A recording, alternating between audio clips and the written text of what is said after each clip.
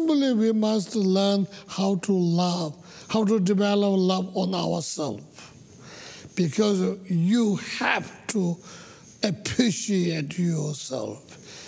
Some people will think, oh, forget about me. I'm not, but I'm a good practitioner. I'm a good Dharma person. I'm great compassionate. I'm great. I'm very rich on pure love. People may say that. And these are all not true. Because if you don't know how to appreciate, then you don't have self-respect. When you don't have self-respect, you don't have self-admiration. When you don't have self-admiration, you don't have self-love. When you don't have self-love, you don't have compassion to oneself.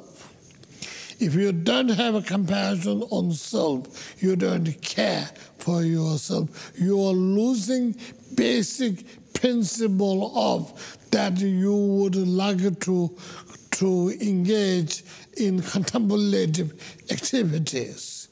Because you do want to have contemplative activities because you want to improve for yourself and for others.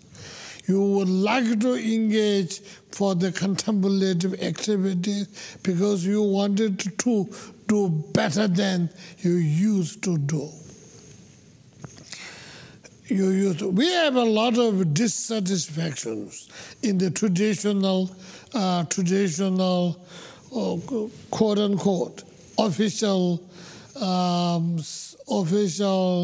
religions tradition. We have a lot of dissatisfaction from all kinds of traditional religions, as well as spiritual things. So, by defeating yourself, by looking down on you, by looking down on yourself, and you make all this happen. All this happened. You let the big monster roll over you. You made yourself completely smashed by this power of a monster. You never defended yourself. You don't even raise a finger. You don't. Or either you give up so much saying that I can't do it. Or you're never even thinking about it. Thinking about it. These are the ignoring yourself, looking down on you, and thinking and believing that you yourself is incapable. And these are the very good conditions for self-defeating, and very good condition for your losing your self-esteem.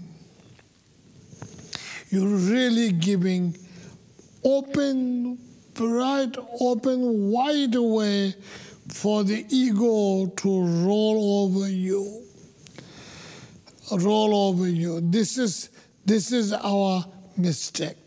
This is the point where you have to watch it. This is the point where you have to correct. You lose complex, superioric, inferioric complex.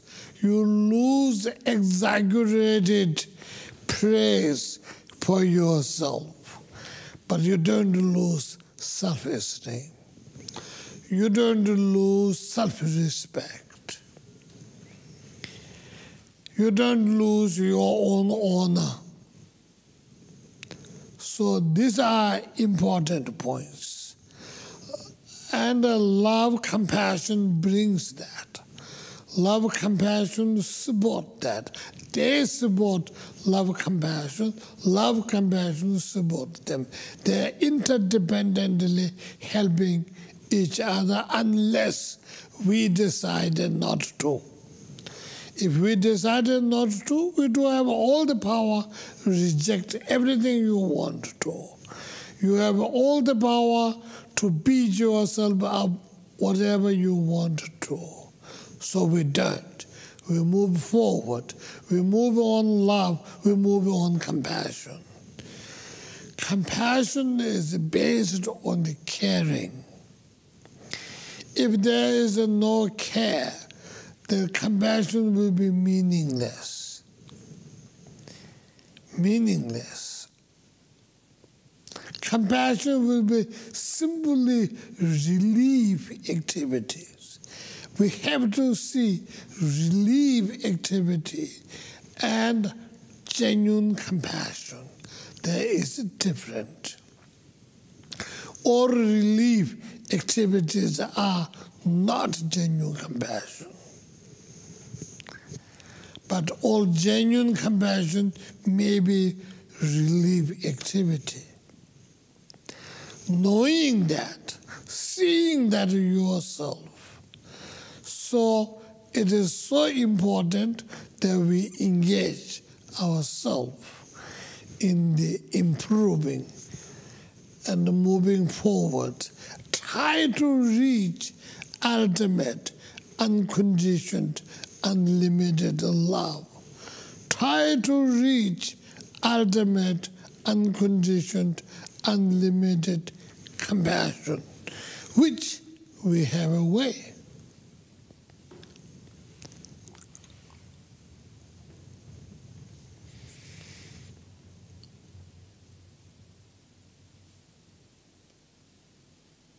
What kind of feeling is compassion carry? This is something we have to think. Is that compassion is some kind of sadness, or compassion is some kind of exciting? And many of us, when observing our own mind, somehow we understood compassion has to be sadness because you're looking at the misery of the people. But I like to make a statement.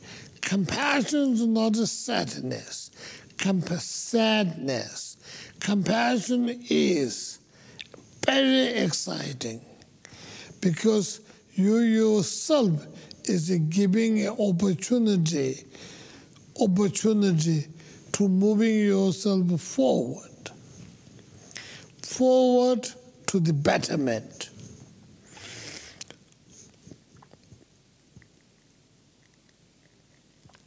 So it's very exciting, not necessarily sadness.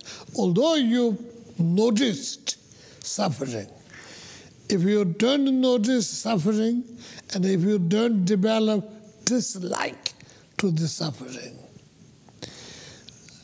and then we don't know this is torture.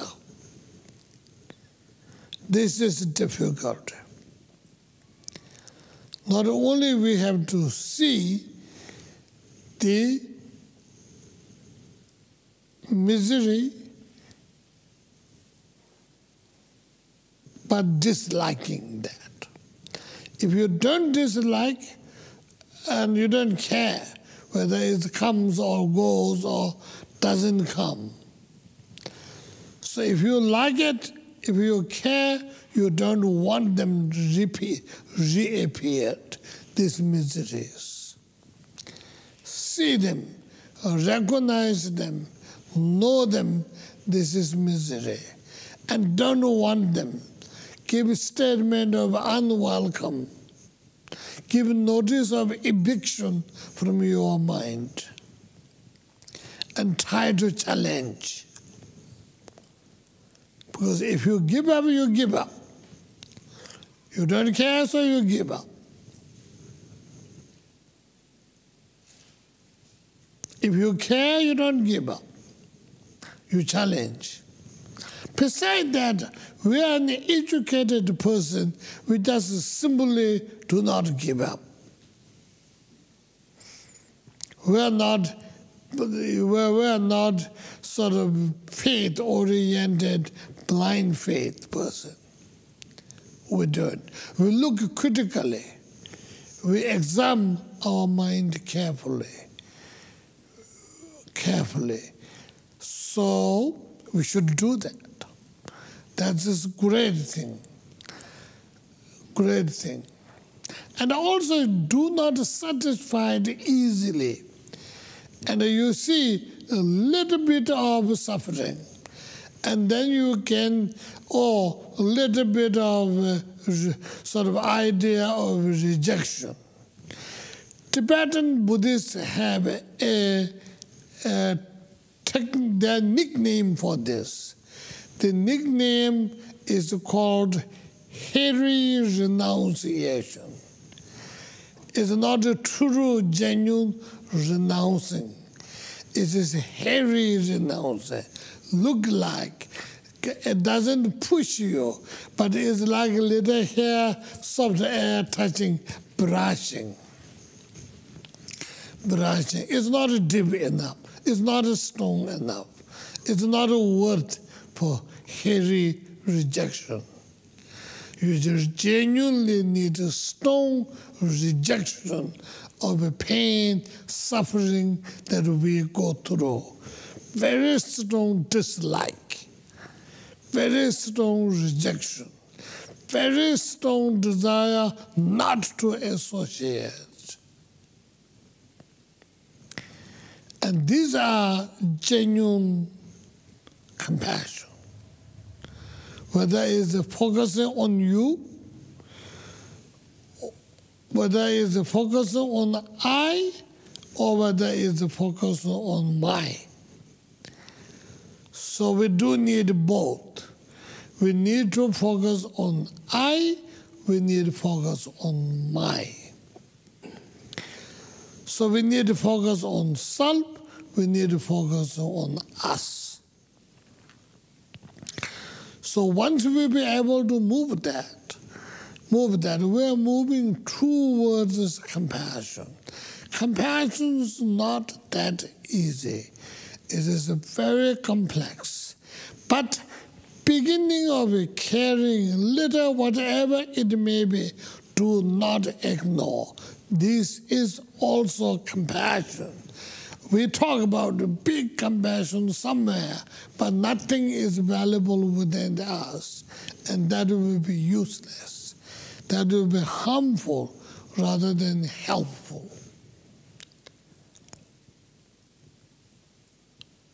So, after love, compassion.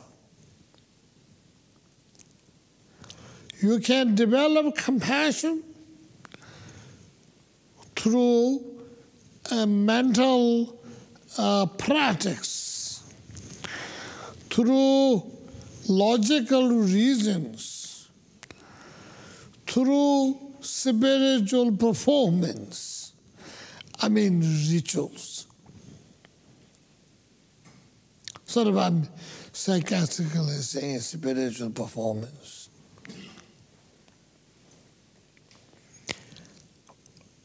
And most importantly, through purification and accumulation of merit.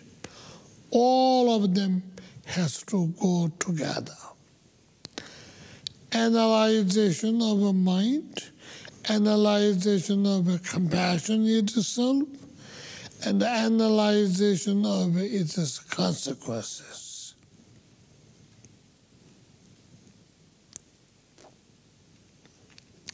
So, by having all that, we can move ourselves on compassion.